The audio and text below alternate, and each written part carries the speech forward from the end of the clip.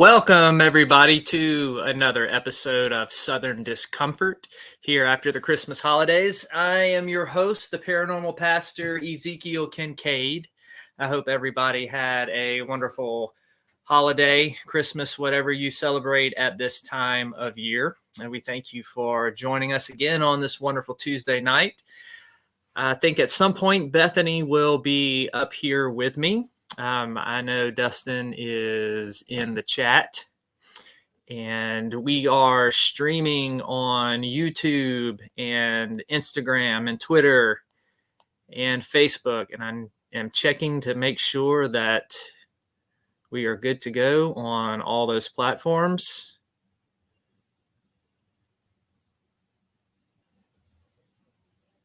And it looks like we are. So we're live all over the place, Dustin. Hey, Collaboration of Curiosities, thank you for hopping in the chat with us. Glad that you are here tonight. We are continuing our discussion and study on the 13 gates of the Necronomicon. So we're going to be looking at gates 4, 5, and 6 tonight. Hey, PW, thank you for joining us tonight for our continuation of the Necronomicon study. So glad to have y'all with us tonight. I don't know about everybody else, but I'm tired. I don't know if it's the holidays, but I've just felt exhausted all day long, and I didn't really do anything. That's the funny thing. So appreciate y'all hanging out with us. We will be going live again Thursday night, and I know Dustin will be spearheading the show on Friday as well. And that one this Friday, Dustin, is going to be about the Thomas house, correct? If you're watching, Dustin, I saw you in the chat earlier, buddy. But I am pretty sure that one is going to be our discussion on the Thomas house that we were all at a few weeks ago. Hey, Mayhem and Miracles, thank you. Thank you for being here with us. And if y'all remember what I said about the Thomas house, this is where Bethany, my fiance, for those of you who are new, this is where she tried to kill me. And I have proof of that. There she is right there strangling me. And what happened is whenever she did this, I'm almost positive she put a curse on me or she poisoned me or something, because when I got home from the Thomas house, I got sick and it was in my throat. So she is the culpable one on that one. So hopefully she'll be up here in a little while so that I can pick on her. Hey, BZ Collecting, thank you for being here with us. Glad that y'all are all hanging out in chat tonight. Thank y'all very much.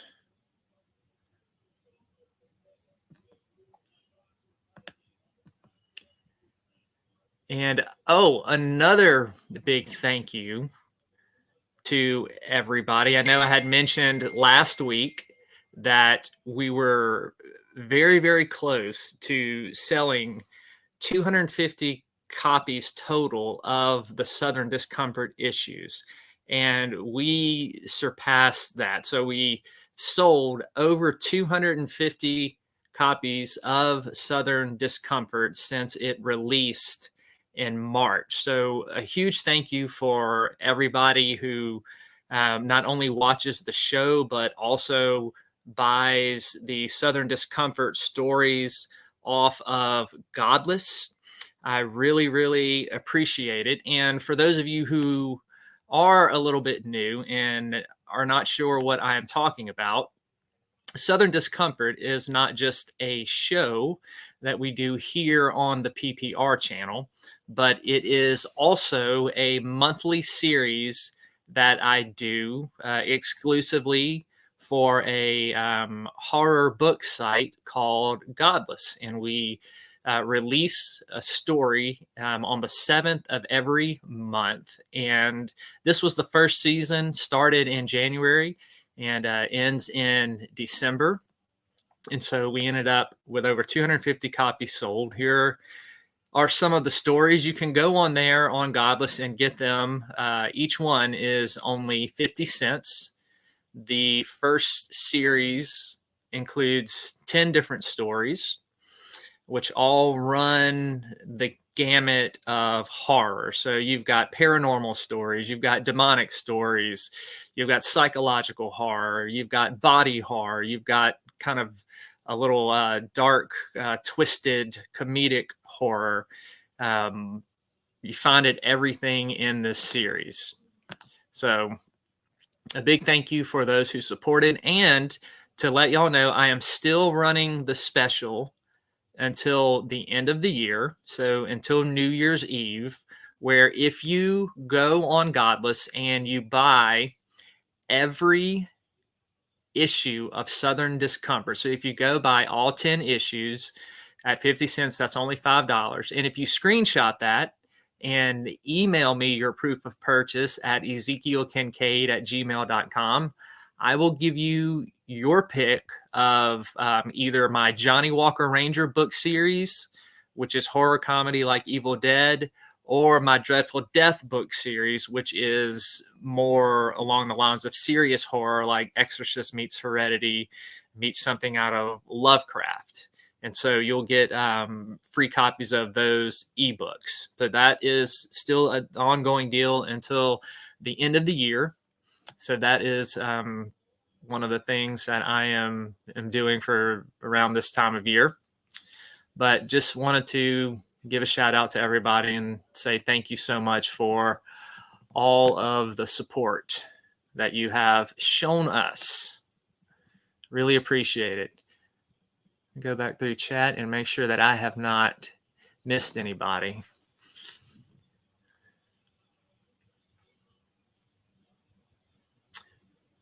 Yep. Okay, Dustin, I got your text. Thank you.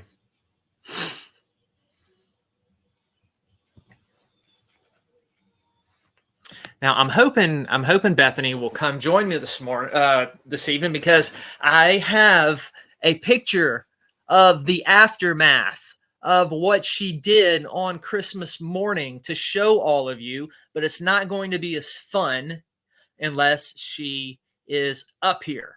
Now, just to let you know, I put my life on the line to get a picture of what happened. I came very close to death, but was able to walk away unscathed. And once I show you this picture, you will understand why. So if she doesn't come up here at some point, I'm just going to have to go ahead and show you anyway. And she won't be able to be here to defend herself or not, to say whether or not Zeke is making this up or whether it is true. Now, those of you who have watched this show regularly know that I am 100% honest about everything that I share about Bethany and I's relationship. So you know that the pictures that I show are not doctored. They're not made up. They are 100% true. But she always says that I am making it up. But she will not be here to try and debunk me if she does not hurry up and come on at some point tonight on the show, so I can share these things with you. Yes, we are streaming on yobaby's channel. So if any of y'all want to hop over there to yobaby's side and give her some views and in the chat, please feel free to do that. That's the other thing about this channel, right? It's not about one person. This is a team collab. We all support each other. We all have each other's back. It is definitely a team effort, and we're all about lifting each other up and helping each other out, helping this community out. So if some of y'all want to hop on over to Tanya's side, feel free to do that. Yes, we do, Dustin. We love our Yo Baby. We love Tanya. Definitely do. Well, I'm going to give Bethany a few minutes. I do want to announce the next issue for Southern Discomfort starting in January. We start a whole new season. Season 2 of the issues is going to kick off with a blast. And if you have watched this channel, you know how big we are into like haunted dolls, haunted stuffed animals. That's like our forte. It is our favorite. We absolutely love those things. Now I don't have the finished cover yet. Lisa Vasquez does the starting to do the covers for Southern Discomfort, and she was the one, if y'all remember that name, we had her on the show just a little while back, showing you her art and her writings and her book release over the Thanksgiving holidays. She is working on the cover, but I kind of messed around with some AI art just to kind of get an idea for how I wanted her to draw this and make this cover. Now, this particular story is about a haunted Build-A-Bear that comes to life. And the title of the story is Bitch Bear. And this is a little preview of what Bitch Bear looks like. I cannot wait to see when Lisa finishes the cover for this. But this will kind of give you an idea of what you're getting into with this story. So we are kicking off Southern Discomfort season 2 with a bang, with one of my most favorite things, haunted type of animals and objects. So I can't wait till Lisa finishes the cover on that and she does it and we can get that out there. That's going to be dropping on January 7th to kick off a whole new round of Southern Discomfort. So also a couple things in January that we'll be adding to Southern Discomfort. So starting in 2024, on every Southern Discomfort show, so on the Tuesday night show, we are going to be adding a segment about haunted locations. So every show we're going to feature and talk about a different haunted location in the world. So that's something new on the show that will be coming your way in 2024. So be on the lookout for that. So just something that I wanted to do each week to because there's so many different places out there and in histories. I thought it would be cool to start featuring those on the show every week and talking about them. There are plenty of places out there, so we will never run out of material. That is the other thing. That was something I didn't have to worry about. Never a lack of resources or material when it comes to haunted places. So we will be adding that to Southern Discomfort in 2024. I also have planned to have a bunch of new guests on the show to be able to share with you. These are all people that I know personally and that are trusted people. For those of you who watch the show, we don't just put anybody up here. It's definitely people that we have to know and trust, know their character, know their integrity. So we are going to have some more authors, more paranormal stuff featured for you here in the future this coming year on Southern Discomfort. So a very, very cool year coming up for us on the channel. So we are super excited to see where we end up next year. So thank you all for taking the journey with us here in 2023. And we hope that you will be back with us in 2024 to continue that.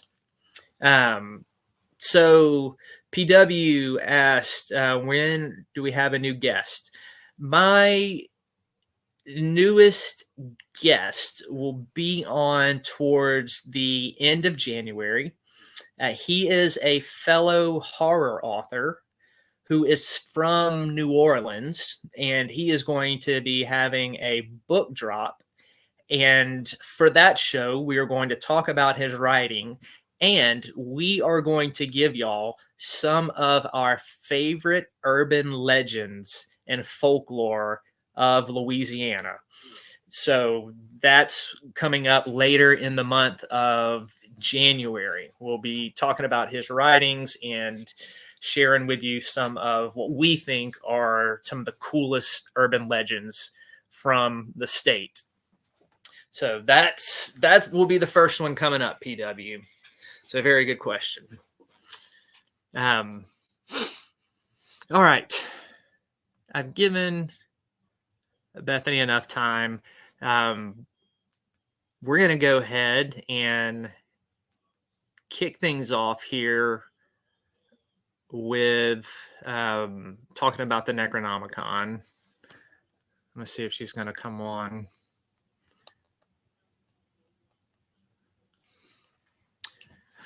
So for those of you who have not kept up with the series, maybe it's your first time tuning in for the Necronomicon. What we have been doing, I think this is about our 5th show on the Necronomicon. We started off talking about the Necronomicon with H.P. Lovecraft, its development. We looked at its use in the Evil Dead movies. And now we have started going through the 13 astral gates of the Necronomicon. Last week, we looked at gates 1, 2, and 3. And we talked about the astral signs, the astrology signs for those gates, and then what can be encountered in each gate. Now, we also talked about the debate between how real is the stuff in the Necronomicon, because we did mention that this was something that was made up in the fictional stories of H.P. Lovecraft, and how throughout the years it's kind of taken a life of its own and developed into a religion or a occultism, spiritualism, whatever you want to label it as.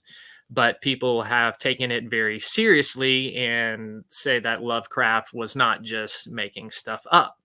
And they subscribe a lot of power to the Necronomicon and these 13 gates with certain ritualistic keys that are used to open these gates and to go experience the things that are on the other side of these astral gates.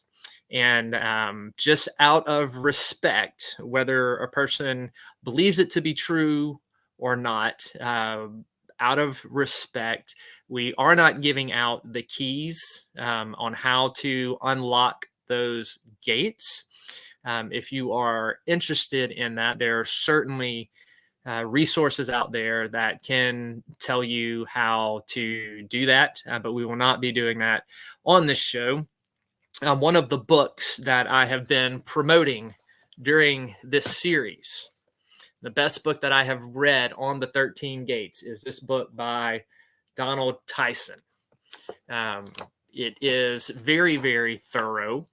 He goes into great detail about all the things that you can experience or see when you go through these certain astral gates.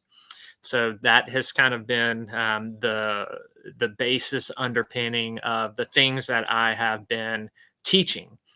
So if you want to go deeper into what we're talking about on the show, simply because we don't have the time to get into everything that is in and can be encountered in each gate, we're just kind of giving a broad overview of it. But if you want to go in detail, you can get Donald Tyson's book. Like I said, it's very thorough. He breaks it down really good. It's easy to understand. So that is my number one recommended resource on this particular subject. So without further ado, we are going to go ahead and get into gates 4 through 6 here in the Necronomicon.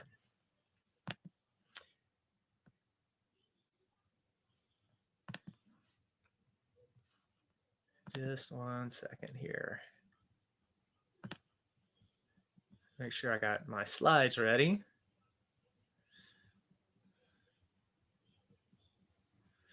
Okay. So, Necronomicon was a fictional invention by Howard Phillips Lovecraft, better known as H.P. Lovecraft. And throughout the years, people have mined his writings for information on the Necronomicon and the things that can be encountered through the supposed power of this book.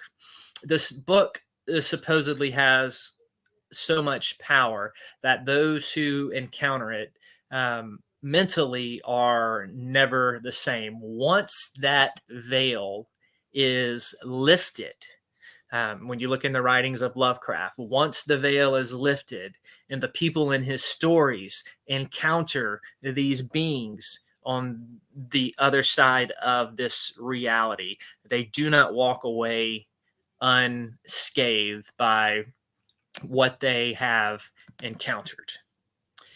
So, the fourth gate that we are jumping into tonight, this is one of the coolest ones that I think. This is the fourth astral gate, and it is based upon Pisces, which is the fishes, the astrological sign. And in this gate, when it is opened, this is where all of the monsters of Lovecraft's writings can be encountered. You see, Lovecraft was a believer of that the universe is very, very strange, and it is much more stranger than we could ever dare imagine or fathom. And if you read some of Lovecraft's statements, stuff that he said outside of his writings and things, one of the things you will read and find is that Lovecraft was infuriated. Okay, he felt strongly about writers of weird fiction who would make their alien races and their monsters humanoid like. He didn't like the humanoid features. He didn't like the human emotions or motivations that were ascribed to other alien beings and monsters that he read elsewhere in weird fictions. Here's a quote from him. This is from 1927. He comments in a note that accompanied a story of his in Weird Tales magazine. This was one of the first magazines Lovecraft got popular writing in. And this is what he said. He said, "To me, there is nothing but puerility in a tale in which the human form and the local human passions and conditions and standards are depicted as native to other worlds or other universes." And we see Lovecraft living this out in his writings. When you look at his creatures and his alien races, they are bizarre, extremely shocking, very, very different. And he draws a lot on his background in astronomy and geology and biology to construct these fascinating creatures in his writings. They have very unique appearances. They don't have any motivation. They don't seek to do really good or evil. It's wrong to simply kind of classify them with any type of human emotions or concepts. Um, One of these worlds that he makes up is called Nikki, and it is supposedly deep in the plains of Oklahoma.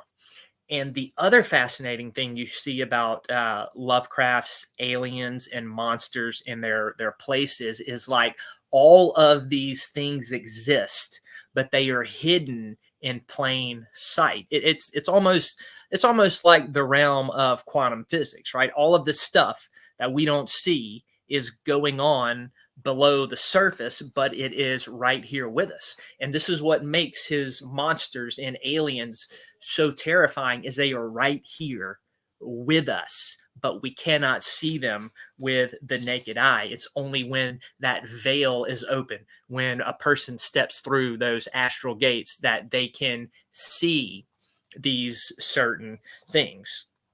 And that's another cool thing about Lovecraftian lore and his monsters and the places that they dwell. We talked about these creatures do not have any type of human intentions or motivations. A lot of them are indifferent to the human race, or they look upon us as just food, something to be eaten, or something to be manipulated for their own purposes. And all of these alien races and monsters existed in Lovecraftian lore before Homo sapien even evolved on the planet. So they were here way before us.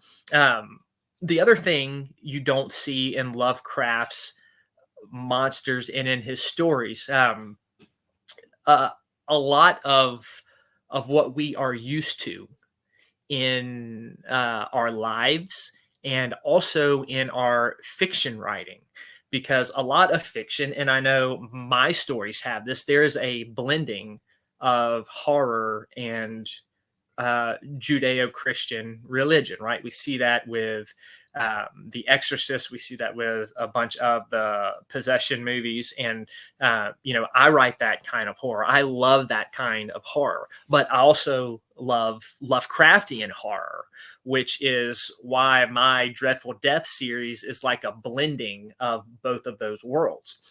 But what you see with Lovecraftian monsters and gods and demons and alien races is there's no type of morality. There's no type of Judeo-Christian morality to these creatures, right? They're seldom presented as evil in those Judeo-Christian moral terms. They kind of just are, and this is kind of just what they do. They show no interest in helping human beings or anything like that. And their appearance and their motivation is, and that's what he thinks when something is alien to us. It is really alien, totally foreign from what we look like, how we think, how we process things, our morality, and our emotion. So I say all this at the beginning. When we get into these type of monsters and creatures that are encountered in the fourth astral gate, that this is their typology. This is what they are like, something absolutely foreign to human nature, and to anything that humans look like. I'll give a couple examples of some of the monsters that are supposedly encountered in this fourth astral gate. One of them is called the black slime. And this type of black slime that that Lovecraft draws upon. They are, you heard me mention Nikki. They are of this race, and these creatures are literally like this black slime that flows underground in all of these cracks and crevices. And he took this imagery from another writer called Clark Ashton Smith. And Lovecraft kind of told Smith how much he liked his idea, so he incorporated it in his writings. And in some of his stories, you see people go down into this cavern, and then this black slime just literally comes to life and starts to attack and devour these people in one of Lovecraft's stories. So that is kind of the idea that I am talking about. Something very unique and different of how we understand monsters. This was kind of par for the course with Lovecraft. So this black slime that has a life of its own. Another interesting one is something called the Dholes or the Beholes. That's Dholes or Bholes. Not buttholes, Dustin. I know what you're thinking, because I'm thinking the same thing. This was a type of creature that Lovecraft has in his stories, and they're actually pretty cool looking. They're several hundred feet long. They have these bodies that are like bleached in white and have all of these veins, and they live in all these honeycomb like tunnels under the ground, and they live in a plane called Yadith. And for those of you who are familiar with Lovecraft geography, you'll recognize the word Yadith because it plays into a lot of his stories. Another one that I like is a 5-headed monster that shows up. It's like a hippo looking monster with these 5 type of heads. And so that's another crazy looking thing that comes up in his writings. Hello, Shannon. I see you in the chat. Thank you for hopping in here with us and joining us as we are talking about the 4th astral gate in the Necronomicon right now. Another one I want to mention. Now, when I mention the word ghoul, what comes to your mind when you think of a ghoul? What is the image that is popping into your head right now? Some of you may be thinking of something that may be totally foreign to the Lovecraftian concept. However, if you are thinking about something that eats human flesh, that is disfigured with teeth, and you're thinking along the lines of a Lovecraftian style ghoul. Now, what's interesting about the ghoul and Lovecraft's inspiration of this, our lovely PW here wrote a article on her Instagram about the Bean Clan of Scotland. Remember that one, PW?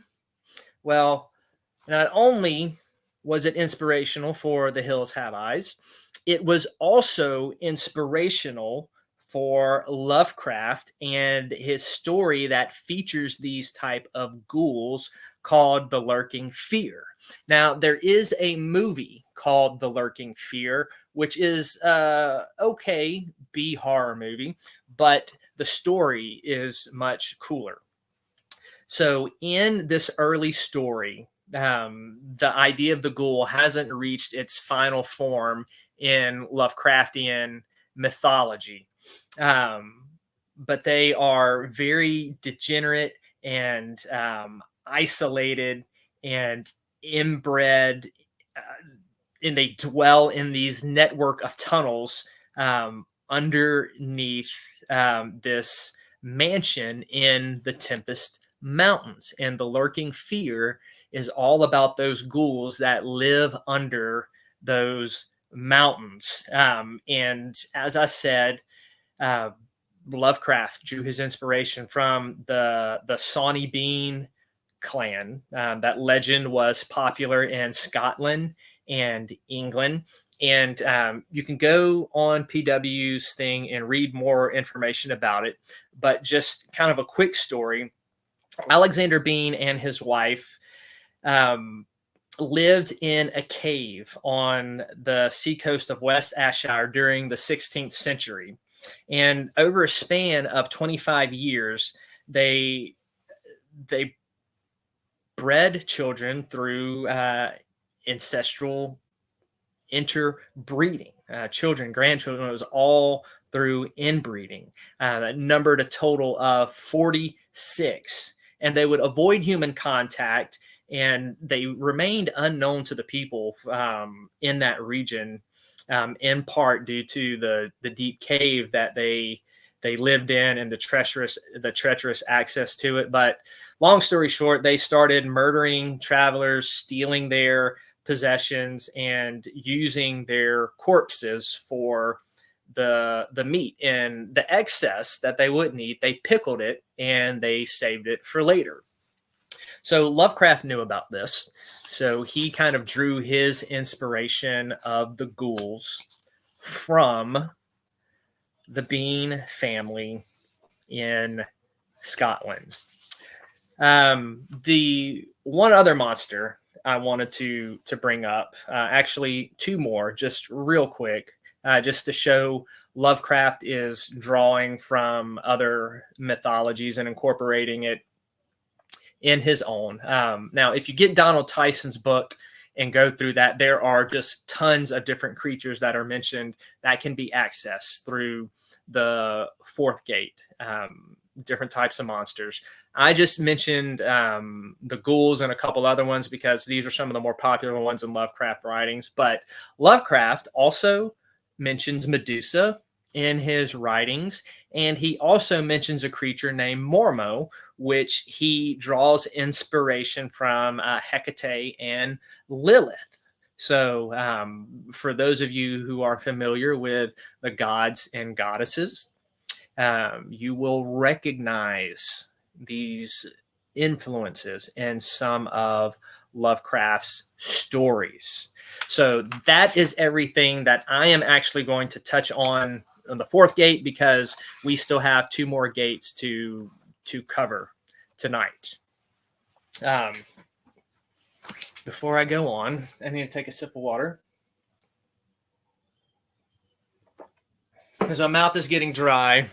Because as Bethany would say, I'm just rambling on and on and on.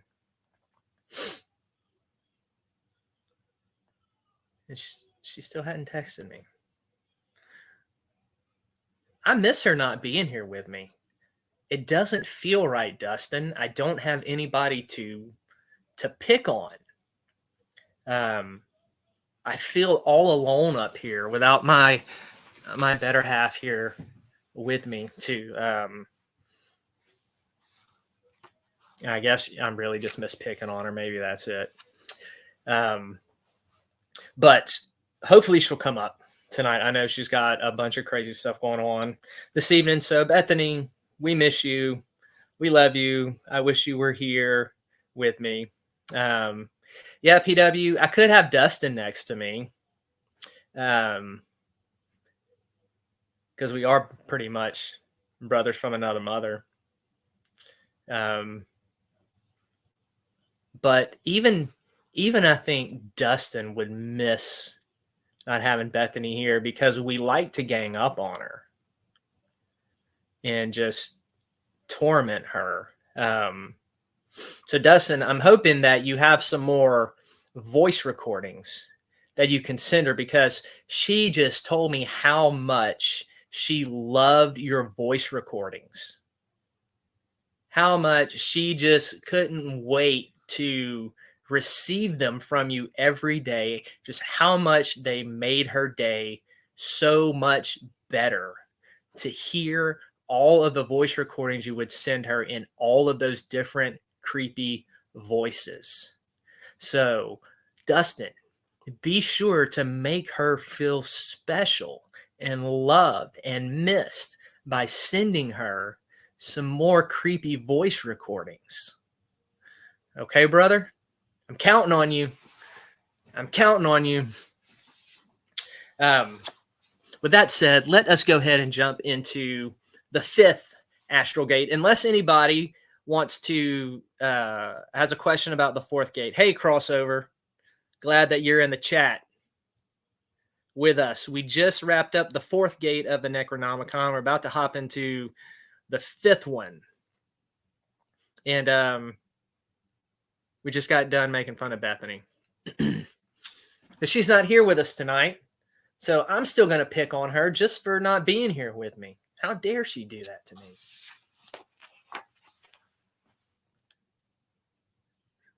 Make sure I said hello to everybody and didn't miss anybody in chat.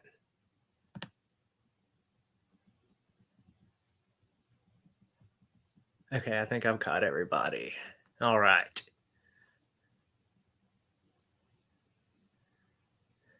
My favorite deity or ghoul. Now, are we talking about just in general PW or in Lovecraftian lore?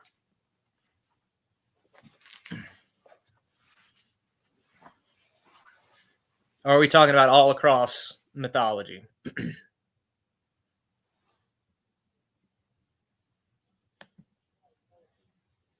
Because I will say, if we're talking about both in Lovecraftian lore,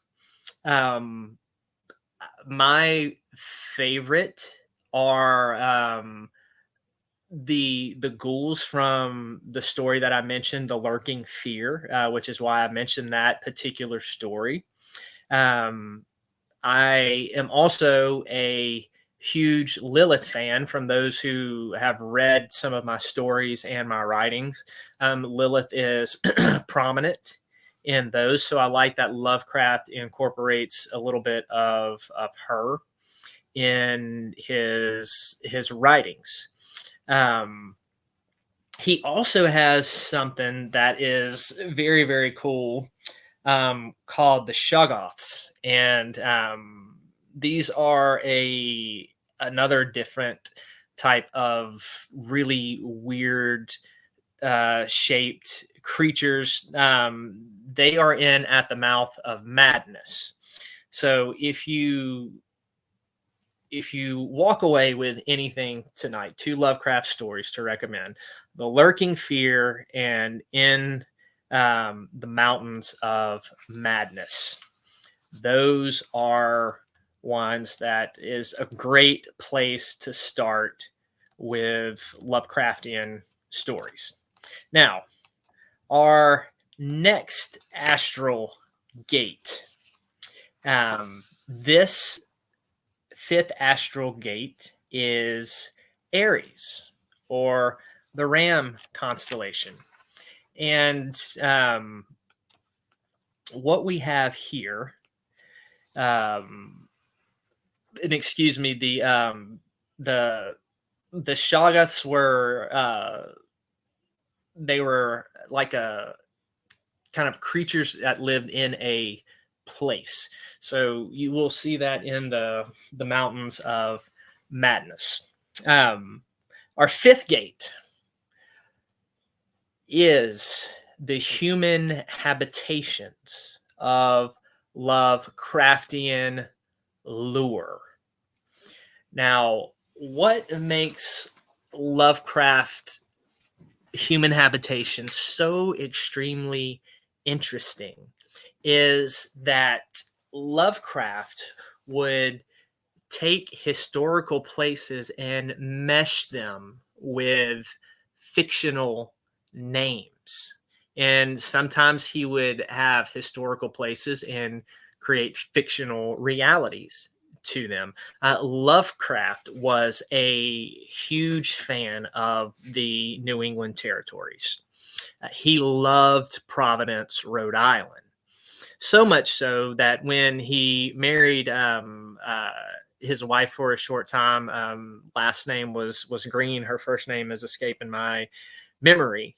She moved him away to New York, and he was so depressed and so despondent that he would walk the streets at night carrying kind of a little bottle of poison in his jacket, just ready at any point to drink it and kill himself there on the street.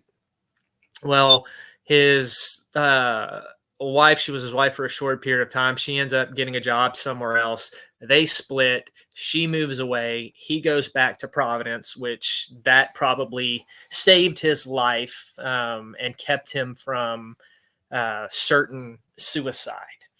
Now, this is all important because the New England landscape plays very, very big in Lovecraft's stories.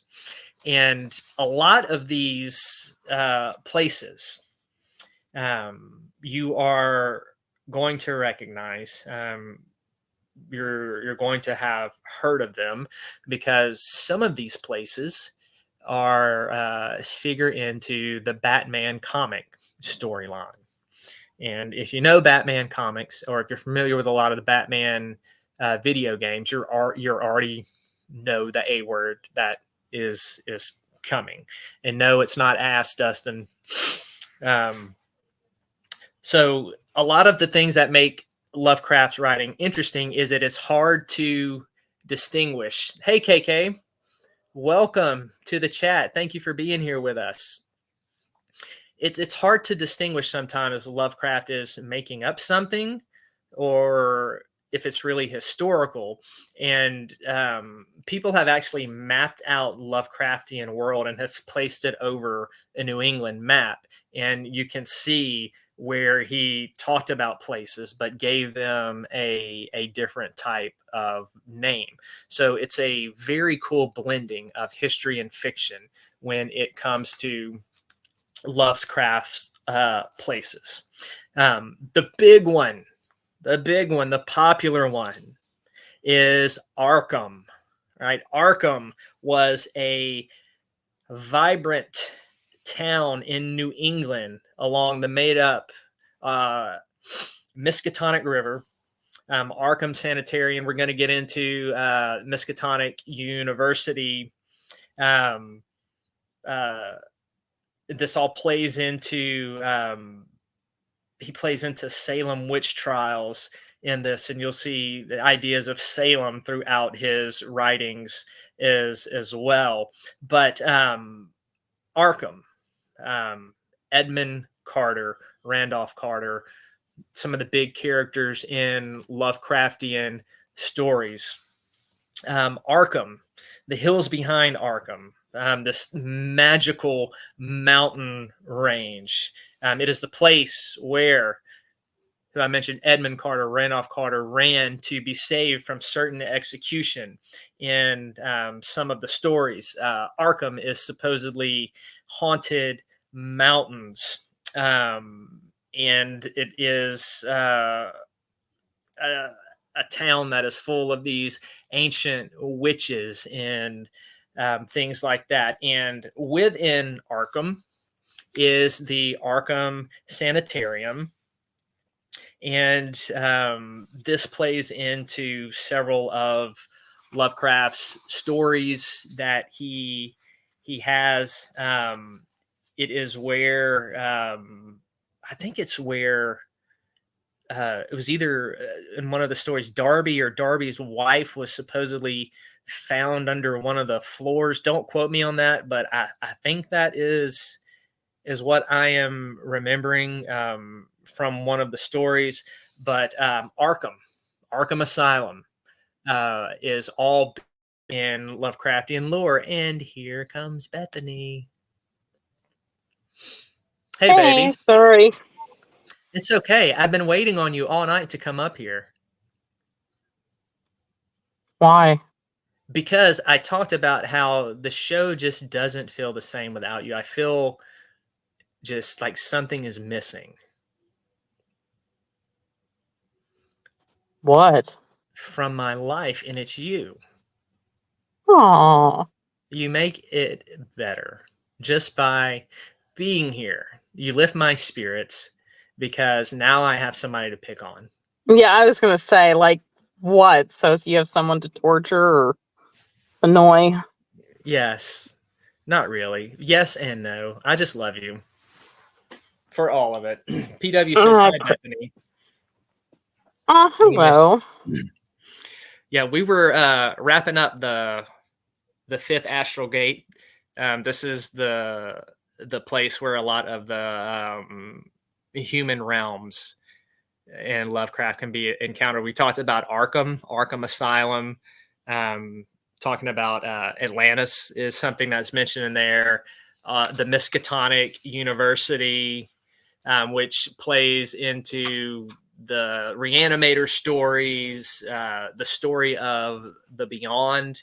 We'll talk about the Beyond here in just a little bit. Dunwich is another place that can supposedly be encountered through walking through this fifth astral gate. But once we get into the sixth gate, we'll talk a little bit more about the Beyond. Innsmouth is another famous place in Lovecraftian writing that can be encountered through this fifth gate. Where Dagon, the god of the deep ones, lives in Innsmouth. Any of those sound familiar, Bethany? Yes, and sorry, Dustin was sending me some creepy. I'm going to be honest. Nobody can creep me out the way Dustin can. I And he's know. sending me more clips. And see, what you missed while you were gone here is I was talking about how much I missed you and how it would just be really nice to let you know how much we missed you. And I told Dustin how much you loved his voice messages and how they really made your day. And I encouraged him to let you know that you were missed by sending you some new voice messages. So I'm glad that he did that. Thank you, Dustin. Bethany, you there?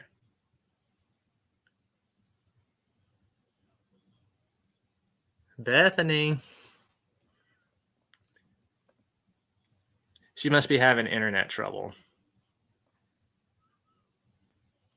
Bethany? Sorry, you broke up there. No, so seriously, I don't know how Dustin could get his voice to deeply growl like that, and it sounds like nothing but nightmares. Good. Now, what we need to do is get those set on your ringtone or your alarm. No, we don't. No, we don't. No, Yes, we don't. do. Yes, we do. That we So certainly why do. so many different? Why did Lovecraft write about so many different dimensions and worlds that are seemingly similar to ours? Well, what we were talking about is the fourth astral gate was opening and going to encounter all of the different monster races. These were a little Why? different than the alien and the demon races. The fifth is encountering all of the human territories. And we were talking about how Lovecraft mixes his own fiction with real places in New England. I talked about Lovecraft being really fascinated with New England, loving Providence, Rhode Island. And so that's kind of where you popped into.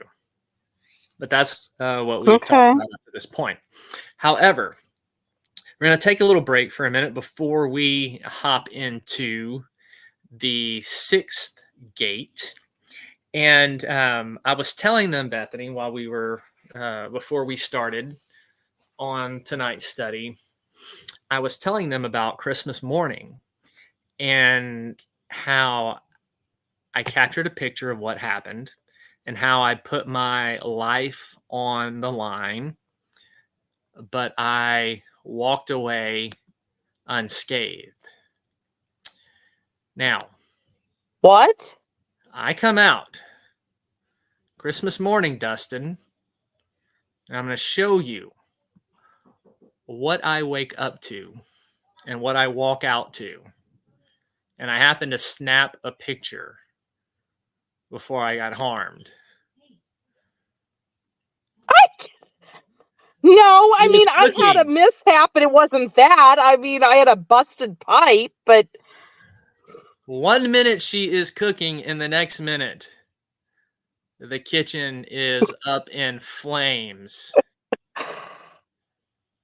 dear God, what Christmas Day. happened? I don't know. You tell us. That looks like it looks like What did you do? somebody like I didn't do this. It honestly looks like somebody seriously did have a small fire and they used an expired fire extinguisher, because expired fire extinguishers can actually be an accelerant. Now, Bethany does not know this because she is a fire marshal or anything like that. She knows it from experience. No, I don't. No, I was an EMT for a couple years. That's how I know. So she burned the kitchen. Good night, Shannon. Thank you for being here with us.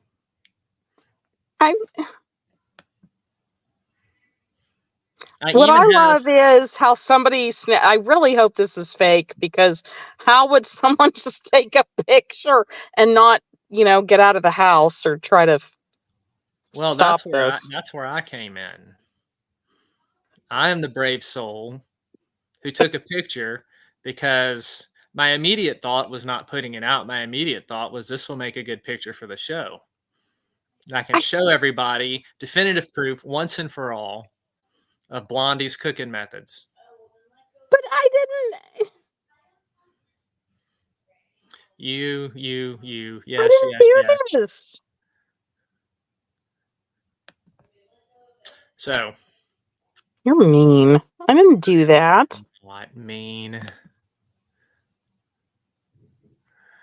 PW said I'm mean to my bride, but she's laughing about it. Yeah. No, actually, seriously, I woke up to water pouring from a pipe from the ceiling into the basement. That was my Christmas morning. Yeah. And a fire in the kitchen. No, not a fire in the kitchen. The picture says otherwise. The picture is not of our house. Like, the picture is proof. No, it's not. You just make stuff up. You just like trying to convince people that I can't cook or I burn things. What did I tell y'all? I told y'all she was going to say that. I told you. I warned you. She was going to come on here like she does and say that I make stuff up. I make the pictures. You do make stuff up. You make stuff up. You make everything up. So, no.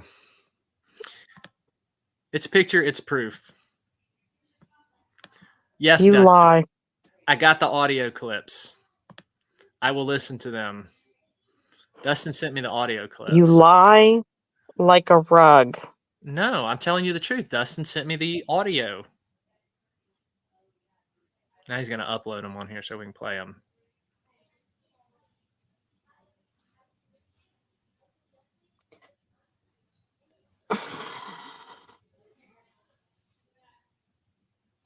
Words fail me.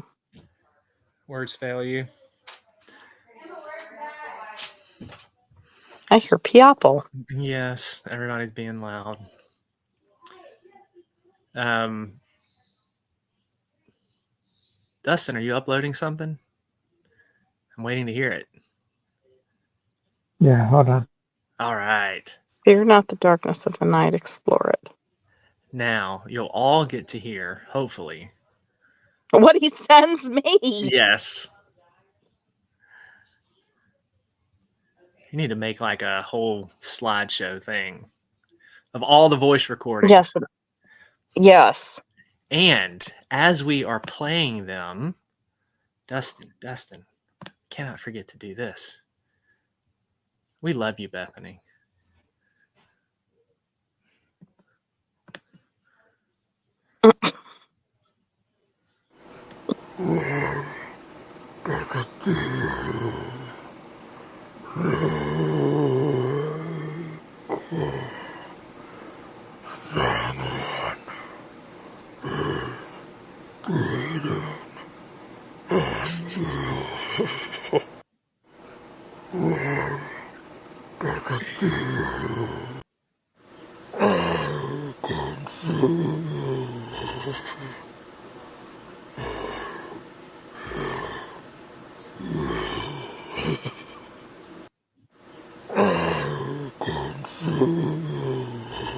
Yes, he sends me these like constantly.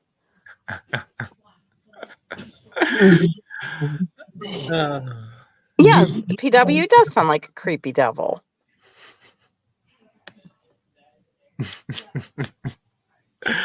Guys are sick, mean. Oh, we love you, Boo Bear. Me too. Mm-hmm. So, thank you, Dustin. That was great. And we had the audio and the pictures. It's fantastic. It was a nice little interlude to get us to, yes, no audio devices. It was all his voice. Yep. He has a way of doing that. So that was fun. We'll have to do some more of that. Of course. So I've never seen you in that flannel before. Well, now you have.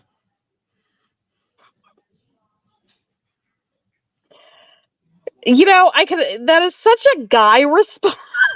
Like, tell me, ladies. I mean, like, we say something, we're like, oh, thanks. You know, I got it here. I got it for Christmas. Guys, what do I have? Or thanks. You know, just. What do you want me to say? Oh, I'm sorry. Don't coddle me. I'm so sorry. Don't humor me. Don't. I'm so sorry. No. So sorry. Stop. I'll be sure that we go through all my clothes tonight and I can pull them out and ask you if you've seen it or not. Okay. You're going to regret it. No, don't. Well, it was like a friend of ours had sent us a photo of the Grinch in a very inappropriate costume, and I told him that I'd get it for Zeke, and he threatened to dye his entire hair and body green. That even through after Christmas for years, I will plead with him to stop doing it, and he will keep dyeing his whole body green. Yeah, not that. I said, if I dye my body green and wear that, it's not coming off. Not for like decades. Like, that's all I will wear everywhere. Because you're petty. You wanted me green. You got it. No, I don't. Please don't. Please don't.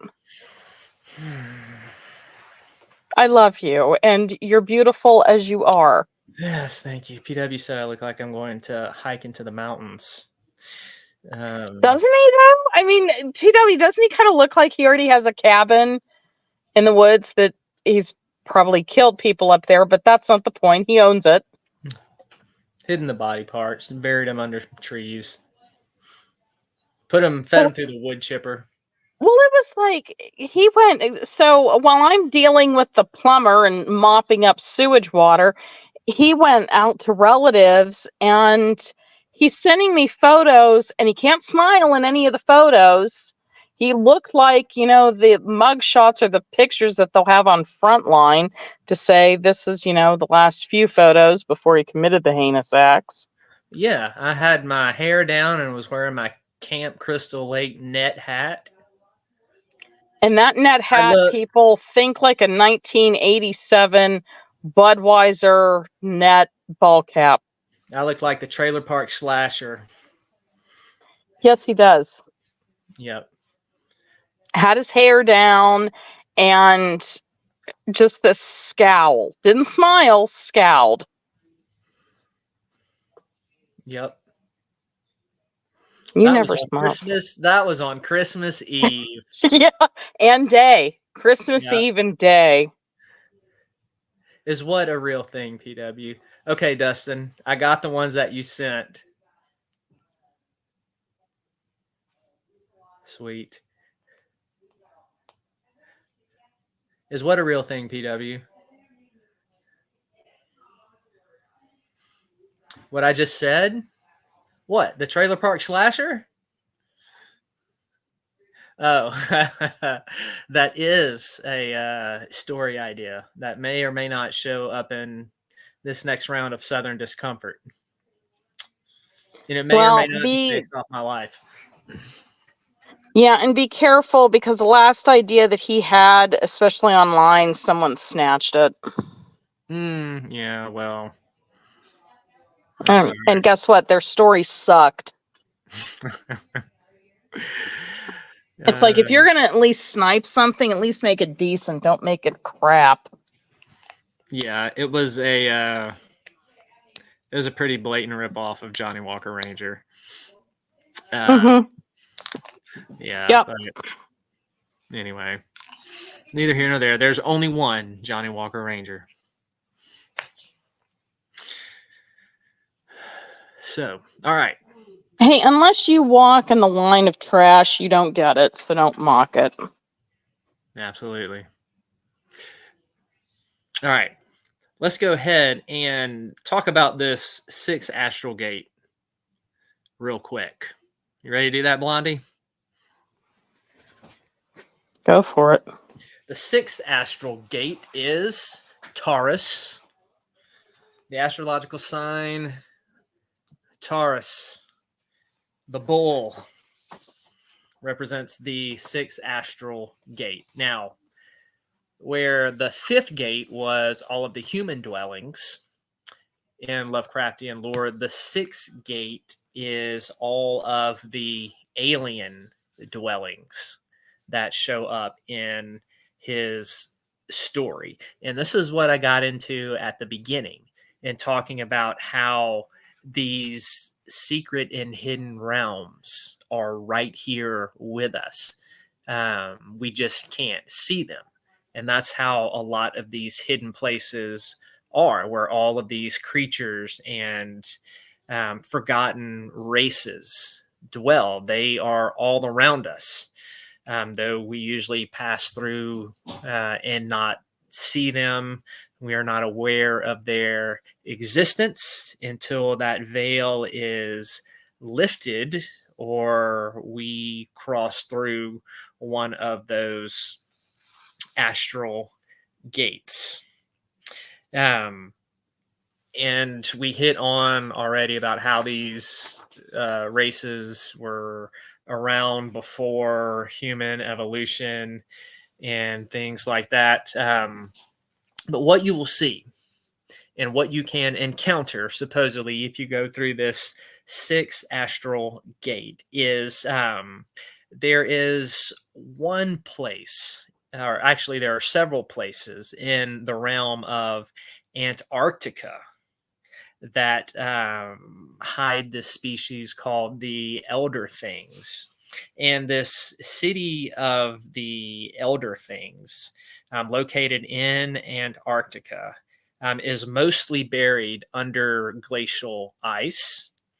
And it is hiding these towers and these walls and these big creatures, and the architecture is supposedly like nothing that has ever been seen on this planet. So that is a place that shows up in pretty popular in some of Lovecraft's story. Another place is a place called Ling that is in Central Asia. And Ling in the Mountains of Madness, I'm bringing up that popular story again, is described in the Necronomicon, and it's characterized as very evilly fabled. And this abhorred plateau of Ling that is talked about in this story contains these horrible stone villages on this.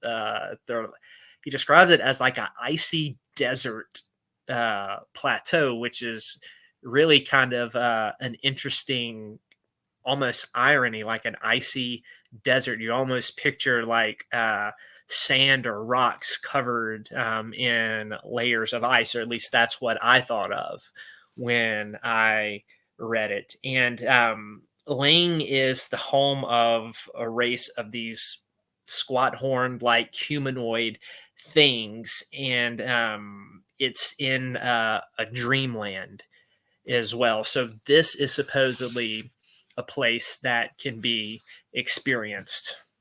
The most popular place is the supposed home of Cthulhu, and that is the city of R'lyeh, which I think I'm saying it right. R''Lyeh.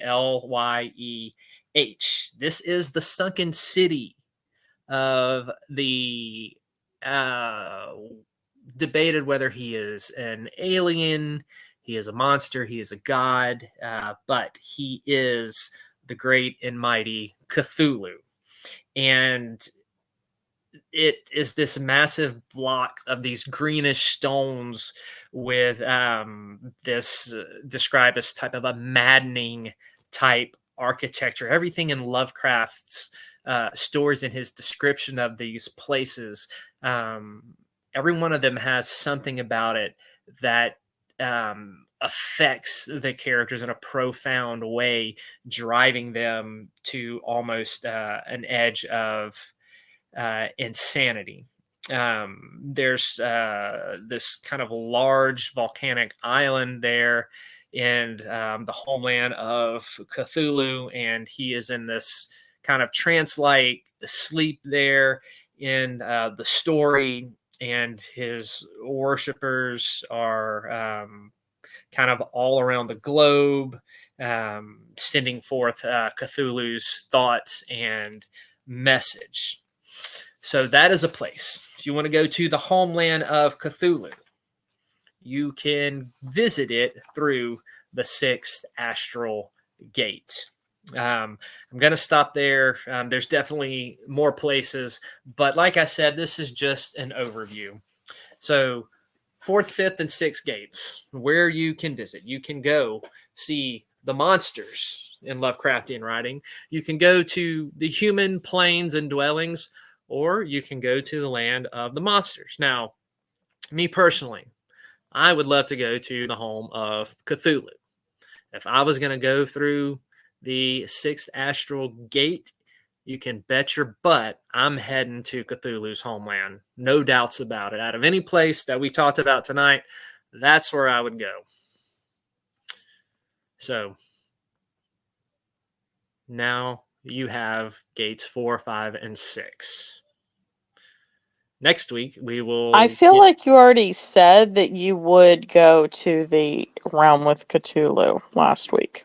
Yeah, I did. I'd say I'd go see him, but now this is different. You can actually go to where he supposedly lived, where he hung out. You know, go see the sights. I'd go do that. We take a vacation there, Bethany. Why? We would end up eating. I mean, like... Who thinks Bethany and I should take a vacation through the sixth astral gate to go see Cthulhu? Here's what would happen. As soon as we would go into a realm like that, I would see something that I think is a butterfly. It's not. It's huge and massive and would kill and eat me in less than 5 seconds. Look, we could save a lot of money because this is astral travel. You have to pay for gas, plane tickets. I vote. No. All right. Who thinks that for our honeymoon, Bethany and I should go through the 6th gate and go see Cthulhu and go to his homeland? Spend some time there. That's what I vote for. To do what? You need to do what? To go see it. What else do you do on trips like that? What for? You mean what for? What for? Oh, Dustin. Okay. I see. I'm going to go find it. PW wants to tag along. I wouldn't go. Like, I don't. I'd make you go. Why? Because it's our honeymoon.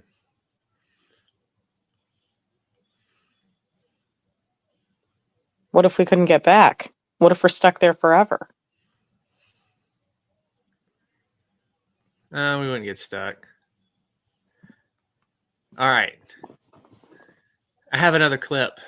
Are you ready to listen? Go ahead.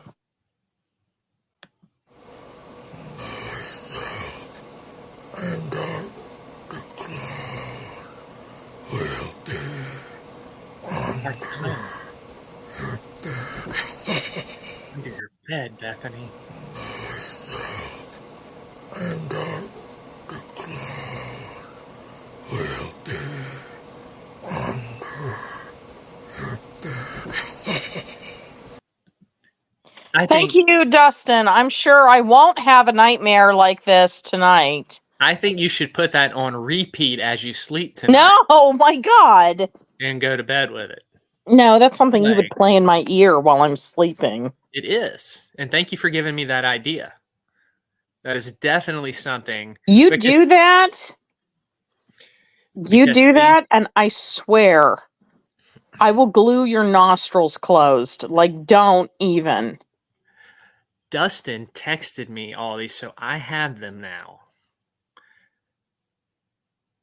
on my phone, which means at any point I can just click it on,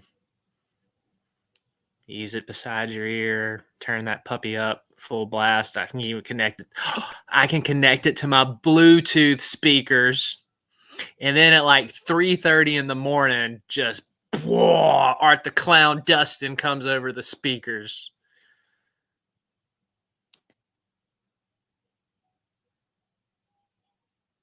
My hand to God, you do that. I will make sure to change your ringtone to Strawberry Shortcake. Oh, I don't care. Do whatever you want. I'm doing it.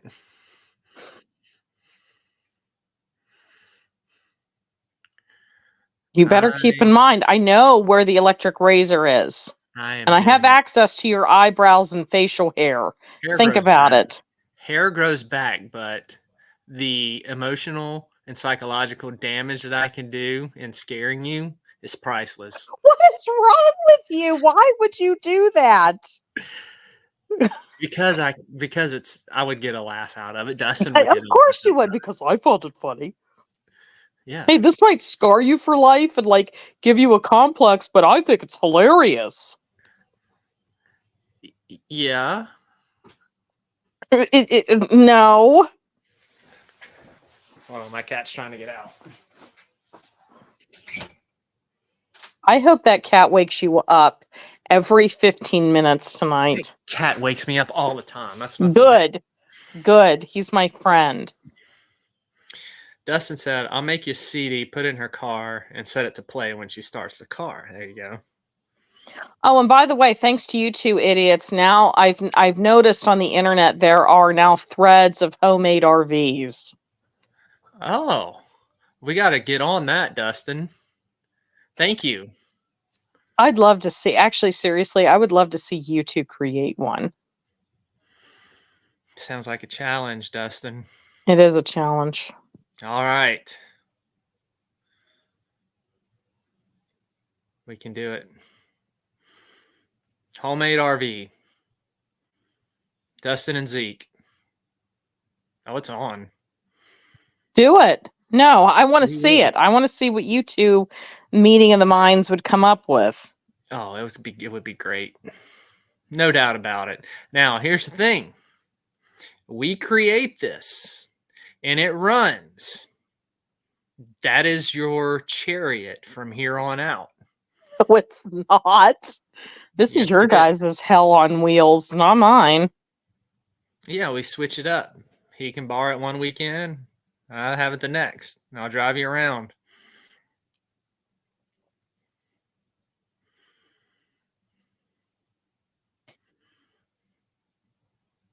I hate you. I'm just... That's going to happen. No, it's not. Yeah. It certainly is. I'd love to see you two try. I want to see what kind of abomination you two would come up with. Oh, yeah. See, now stuff like this ain't going to have nothing on me and Dustin. No, I want to see what you two would come up with yourselves. Oh, yeah. Oh, man. That's got nothing on us, Dustin. I just love how you guys find the worst, the stuff that you know is not going to pass inspection. The kind of vehicles you have to drive on back roads and pray a cop doesn't see you and pull you over because they know it's not street legal. Yeah. Hey, Dustin asked if you like the new colors of the channel. I do. They pop. They do pop. It's like Mardi Gras. Mm-hmm. Hey, Wandering Orphan. I should drag you to Mardi Gras. All you do every year is complain. I hate Mardi Gras. Yeah, not my thing. No, not mine either, but I could still drag you to it. No.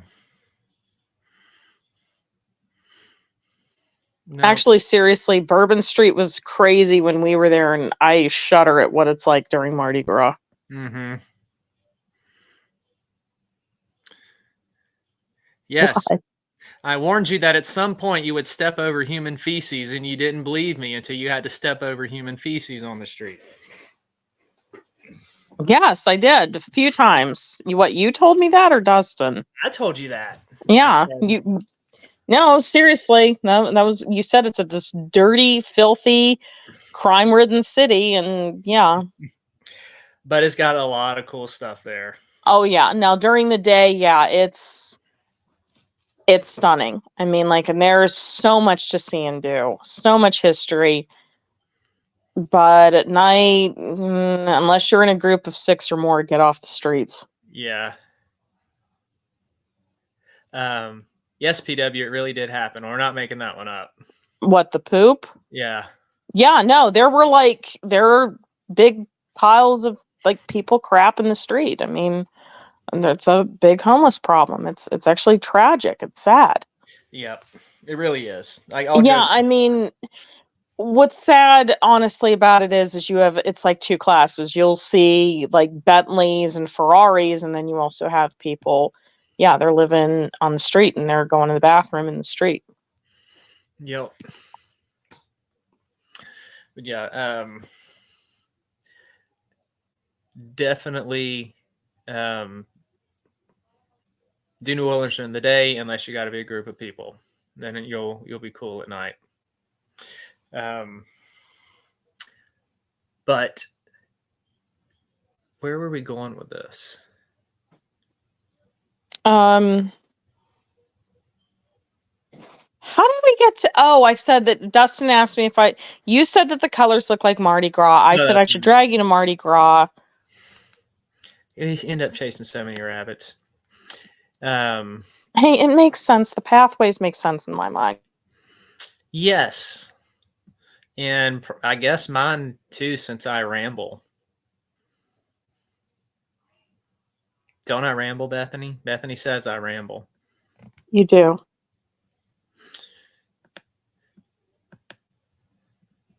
Well, Thursday night, y'all can come back for Immortal Shadows, and I'll be rambling about the Book of Revelation. We will be in the trumpets. Moving on to the trumpets. And then Friday, Dustin will be spearheading the show, and we'll be talking about the Thomas House and our experiences there. And for those of you who hadn't seen, Bethany and I took some pretty pictures at the Thomas House. And this one is to show that we do really love each other. Look at that sweet couple. Aren't they cute?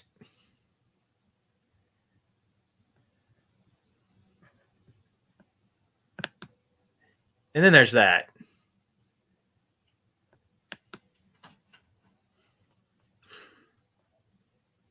You still there, Bethany? I am tucking in my oldest. Oh, okay.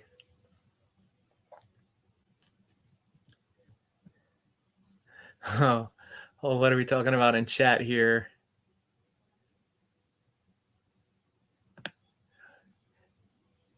Okay, Dustin, let me scroll down. I'll look for the one you just added. I love those photos. I know. I love this one. That's not funny. Oh, Look, God. he's making a tent under your bed, Bethany. Stop it. He's there with the cotton candy and the candles. Hey, as a child, like no joke, I was terrified of something under my bed. And a lot of it was because my mother's cat used to like to camp out under the bed and then attack my hand when I was sleeping. Now, here's this picture. Now listen to this. And the cloud will be under your bed. Can I just say how much? And the cloud will be under your bed. How much what, baby? I don't like the two of you right now. All right, get it off of there. Come on. What if I tell you it's not working and I can't take it off? I'm just Thank kidding. you.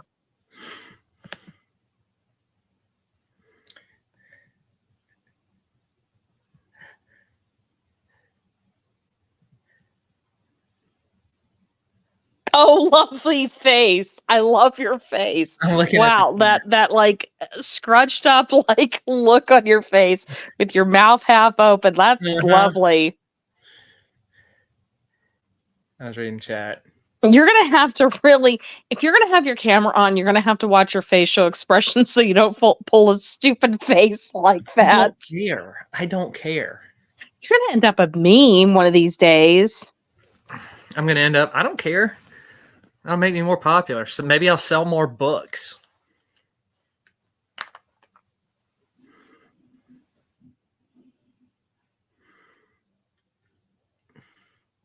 Sell more books. There we go.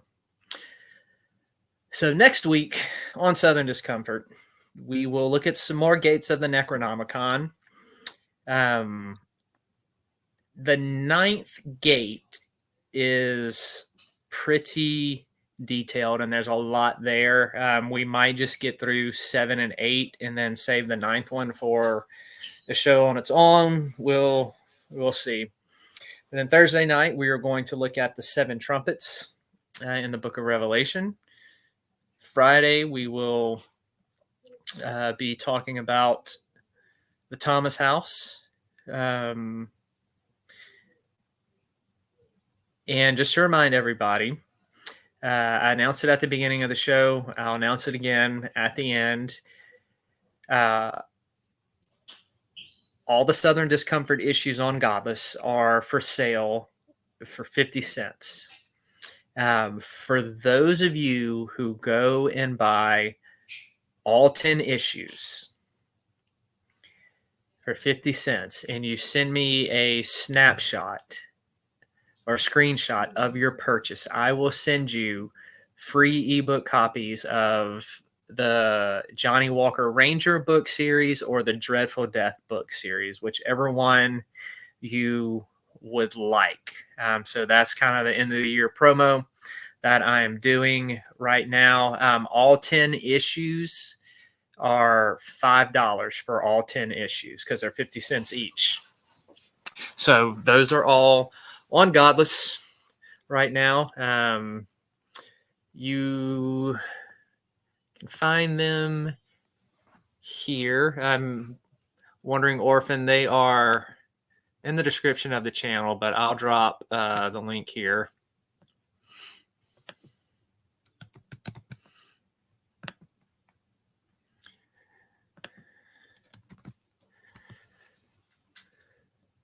So that has all of my stuff that is on Godless, including the 10 Southern Discomfort issues. So get those 10 issues, send me the screenshot, and you will get either your choice of the Dreadful Death book series or Johnny Walker Ranger. Or, you know, if you're not interested in buying all 10 of them, that's fine. Maybe you'll find something on Godless that you like. Everything on there is really marked down and discounted. In the Southern Discomfort, they're short stories.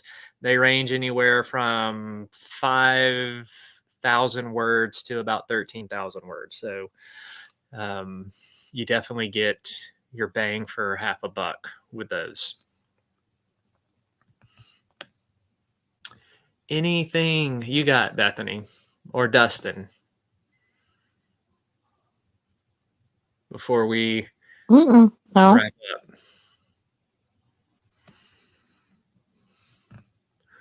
I'll wait and see if Dustin's got anything in chat that he needs me to announce or say before we close out. But a big thank you for everybody tuning in tonight and hanging out with us as we talk about the Necronomicon. Thank you all for the support. Again, thank you for everybody who did buy Southern Discomfort issues.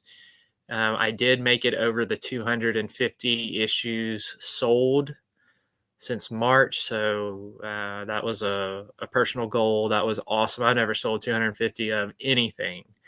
So thank you, everybody who has supported that series. It's done really well for its first season and it's catching on. So I hope to see it grow over the next several seasons, and I'll keep doing it for as long as I can. Hey, Dennis. Welcome, sir. Merry Christmas to you. Dustin, no announcements from Dustin. All right, Bethany? Yes. Anything? Well, no.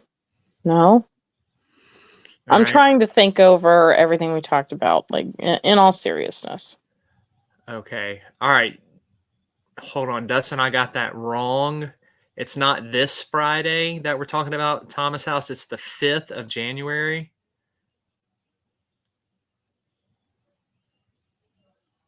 What about the Thomas House? So I was mistaken. I thought that I saw in StreamYard he had the show scheduled for this Friday when we talk about the Thomas House. It is next Friday, January 5th, that we will be talking about the Thomas House. So that Who all and what time? I believe, Dustin, is it still at 11 Eastern?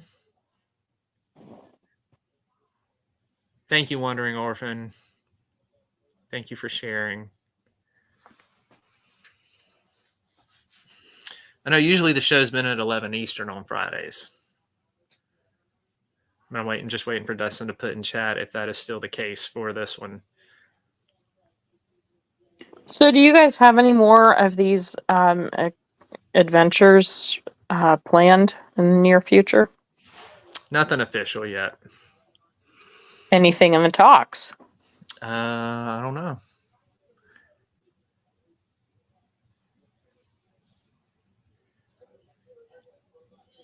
Don't know.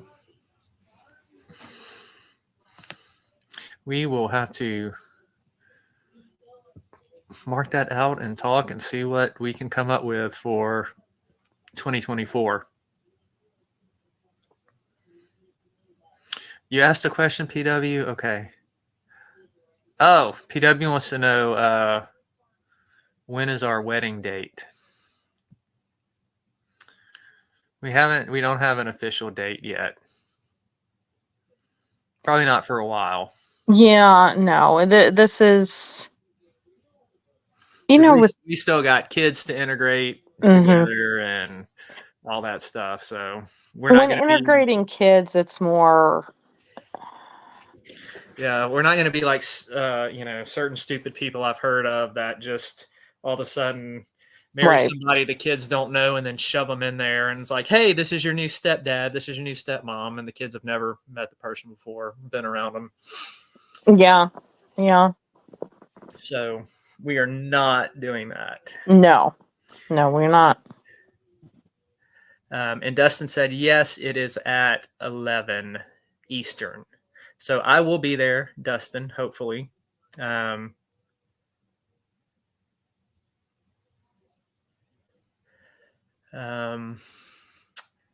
see if I missed anything else. Yes, PW, I did say stupid people. Thank you, Nikki. Yes, PW, and they are stupid, and I think the one has only met their step parent once. Yeah, I don't even know. Just people do dumb things, and when you have children, you make a decision like that. It's not just your life that gets impacted. Yeah. So we are taking it slow. Very slow. We got 7 other little ones to think about. And it's their lives too. Yep. So no official date yet, but whenever that does happen, and we'll let you know because it will be a clown wedding for Bethany. No, it won't. But I could see you live broadcasting it. RV groom cake. God. And I'm going to be wearing my cousin Eddie duds. The blue leisure suit. Possibly. Or I may just show up with like he dresses when he's emptying the RV. I'll show up in a robe, cigar. In a short robe. Hat, yeah. And a cup of coffee. Yeah. Well, what I love is, again, it's Christmas. Even with my busted sewage pipe, I still dressed kind of pretty.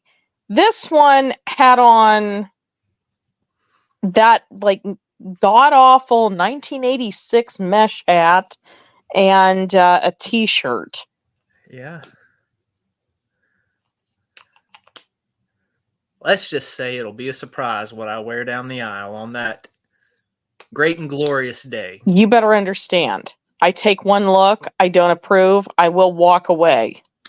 I'll just chase after you. I'll get in the RV.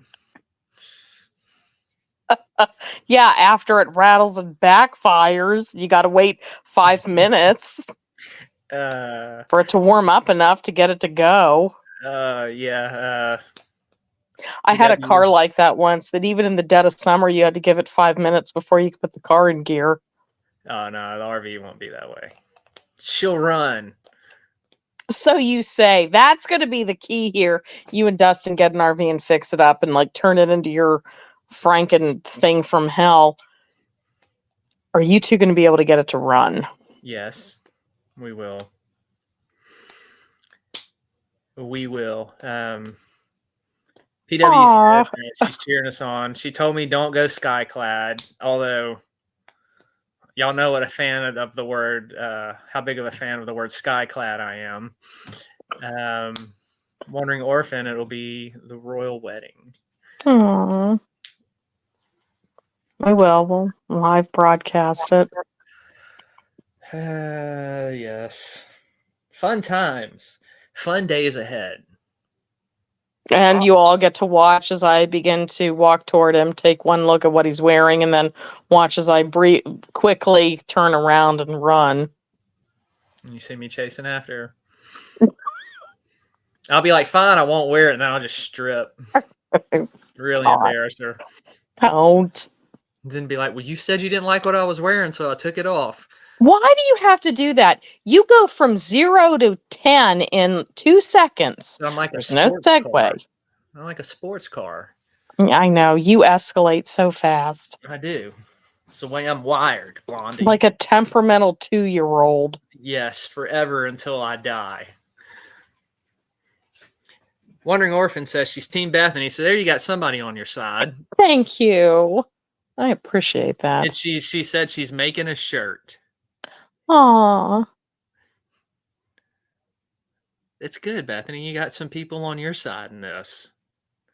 Good. I mean, like, if they've seen the show, they should be. They would be. Most people would be.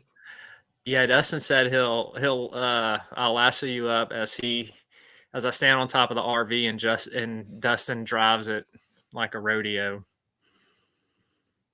You know, the big RV with yes.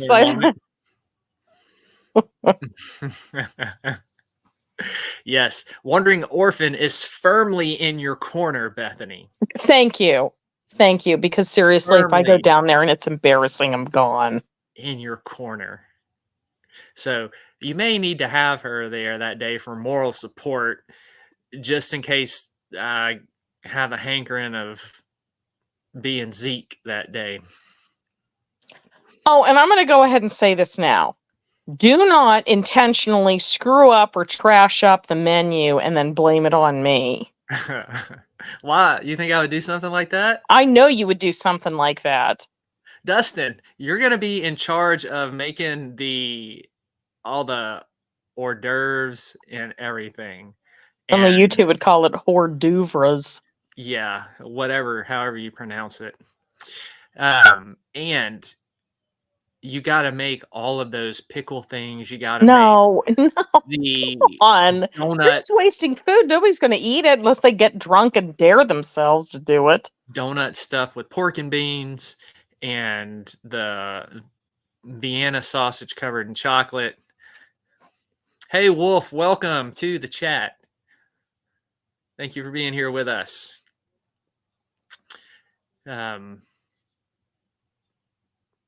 Yeah, Dustin, you're going to be in charge of the food for the wedding.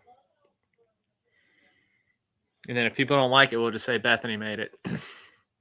Just like you do every time.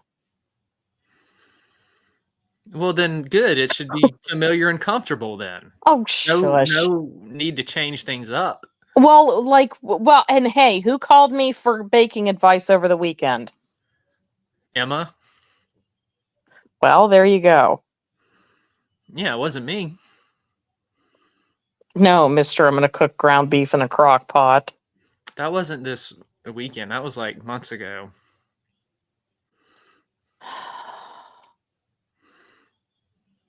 Oh, good way to deflect. Just deflect. The point is that you still called and asked. And then it was funny. This was like 2 weeks ago. You were like, okay, seriously, what do you bake bacon at in the oven? Because I've made fun of you so much for it. I can't remember what you actually bake it at. That is true. like how long and at what temperature? Like, seriously. Wandering Orphan says she's ran out of 3 weddings. I get that.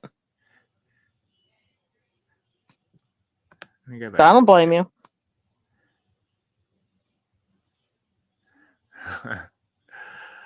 Hey, Well, to me, it's not over until you actually have to sign it and send it to the state. So, for those of you just tuning in, you missed the serious part of the show where we talked about the more gates of the Necronomicon.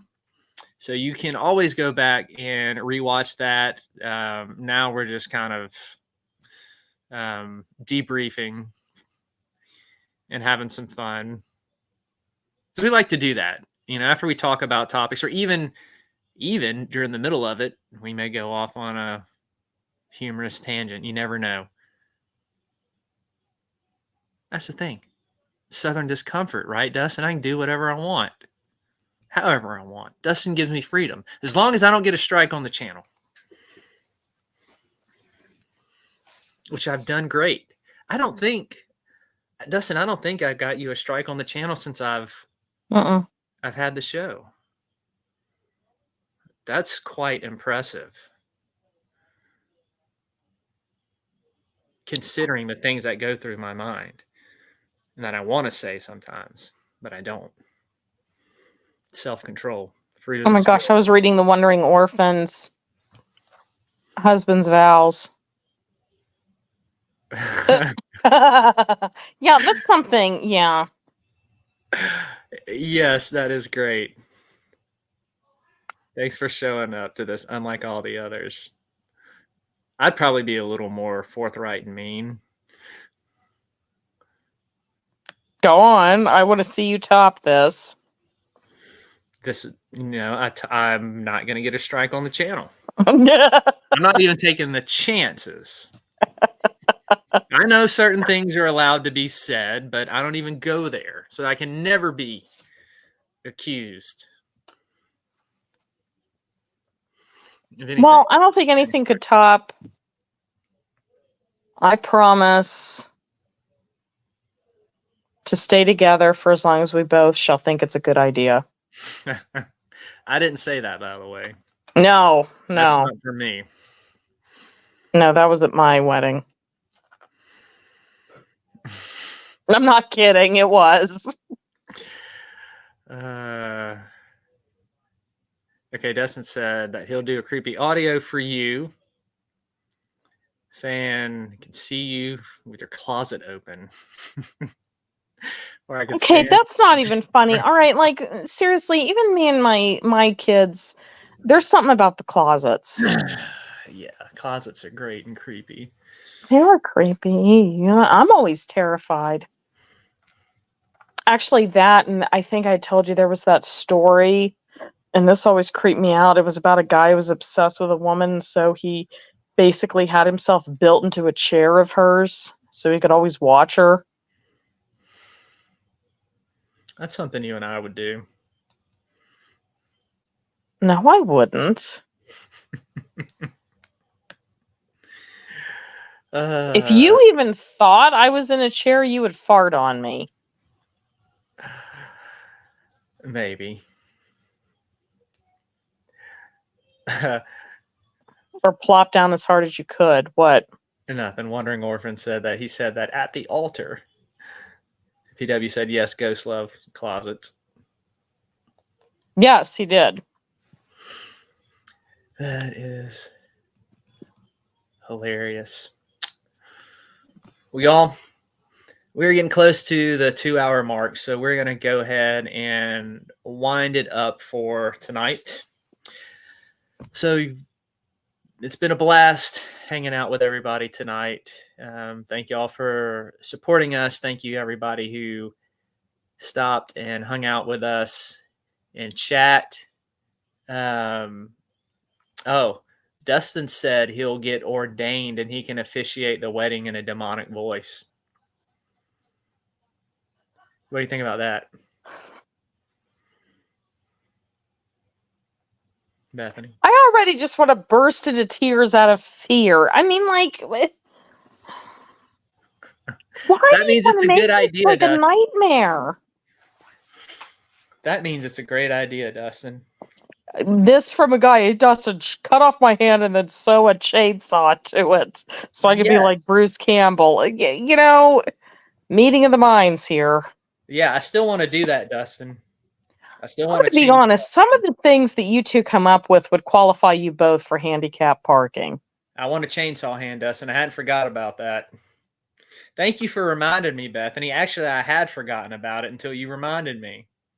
I would have gone on never thinking about that chainsaw hand again. But now that you reminded me, Bethany.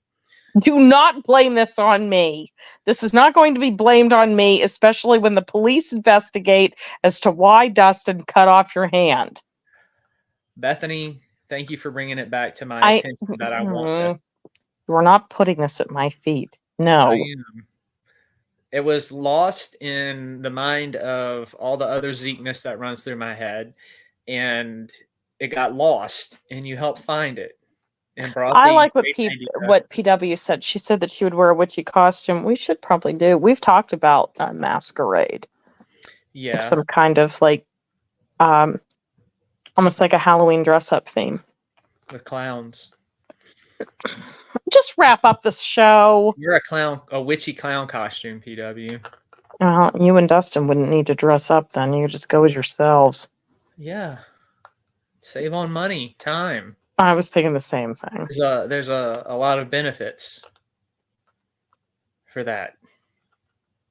So, yes, Dustin, we do love her. And I love you guys very much. It's fun.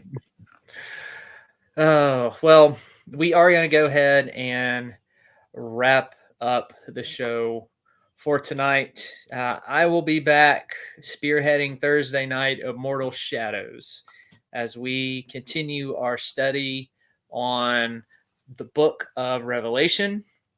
Be sure to stay tuned here in the next few minutes, as we always like to end with a little inspirational video that Dustin has made for us. Thank you, Bethany, for being here with me tonight. I was missing you earlier. I'm sorry, and it's just one of those nights. I know you had stuff going on. Thank you for being here with me. Always. And thank you, everybody in chat. Thank you, Dustin, for the creepy voice recordings as well. Yes, Dustin, thank you so much for that. And thank you, everybody in chat. You guys make the show. All right. We will see y'all Thursday night. 99. Is this what giving up feels like? I don't know, I don't know. Tell me, have I lost my mind? Nowhere to go, so far from home. Is this what giving up feels like? I don't know, I don't know. Tell me, have I lost my mind?